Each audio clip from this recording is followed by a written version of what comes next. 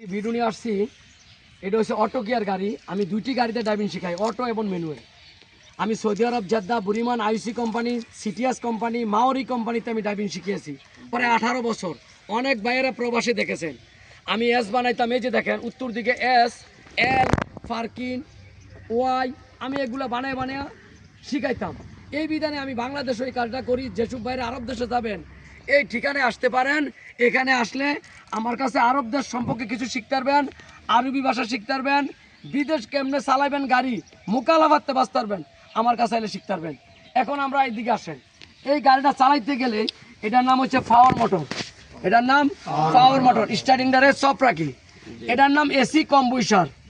এটার কাজ হলো কি, এসিকে ঠান্ডা রাখা।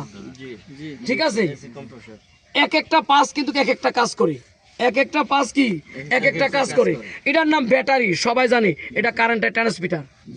ডানামে চার্জ দিয়ে এটা ফুল রাখবো, আমার কারেন্ট যা দরকার সে নিয়ে যাবে। তো এই কথাগুলো আমরা প্রত্যেকটি পার্টসের নাম সবাই জানি, কোন পার্টসের কি কাজ। অনুরোধ খেয়াল করে শিখি। আমার চ্যানেলটা লাইক কমেন্ট শেয়ার করবেন। আসসালামু আলাইকুম ওয়া রাহমাতুল্লাহি ওয়া বারাকাতুহু।